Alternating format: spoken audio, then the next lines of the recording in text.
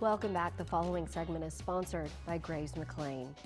What exactly is a traumatic brain injury, and can we avoid them? We have some good questions, and the attorneys at Graves McLain Personal Injury Law Firm want to help us with some answers today. We have Chad McLean along with Dr. Eric Sherburn as a special guest. How are you? Doing good, Welcome back to the show. Thank you. Hi, Dr. Sherburn. Howard. So, first of all, we need to explain what exactly a traumatic brain injury is. Is it more than a concussion? Yes, definitely. There are grades of traumatic brain injury that range from mild, moderate to severe. You can have a patient who's in a car accident who's in a coma from a severe brain injury, or you can have a student athlete who has a concussion. But that in and of itself is a brain injury. And Chad, I'm assuming that you deal with this considering that you represent people who are involved in car accidents often. We do. We see them in car accidents, slip and falls, and workplace accidents and things like that all the time. Okay, and so what are some side effects? You said that sometimes you can have a concussion and the symptoms can be so mild that they're not often detected. Well, with regard to concussion, there's not an MRI scan or a CT scan or a blood test that can detect a concussion. It is a clinical diagnosis.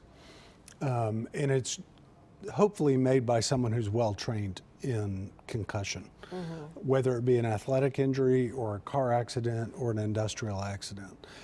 What I have found in my practice is that typically, and this is a generalization, that car accidents and industrial accidents take longer to heal than sports-related concussions do.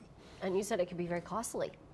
It can be extremely costly, especially if you look at not just the cost of the health care, but the cost of time off from work and not being in the workforce. That adds, I mean, that, in this country, it's billions of dollars. So you can help, treat the concussion and diagnose it, but then as an attorney, you might be able to help people who are suffering with being able to provide for their families during this time.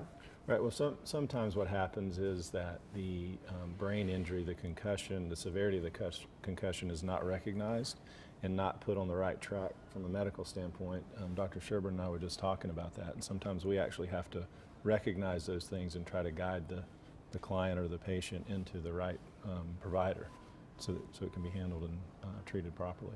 Okay, and so how common are traumatic brain injuries?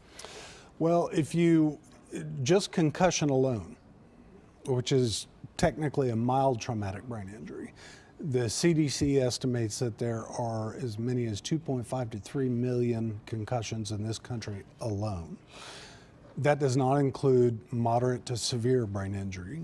And so you're probably looking at least 5 million injuries that occur to the brain in this country every year. And that may be an underestimate. Well, March is Brain Injury Month, so thank you for bringing more awareness to us and helping us out today. If you'd like more information on the Graves McLain Law Firm, it is Graves McLain, Oklahoma Personal Injury Law Firm at 4137 South Harvard, Suite F, 918-359-6600, gravesmclain.com, also on Facebook. Again, this was Dr. Eric Sherburn with us today as well.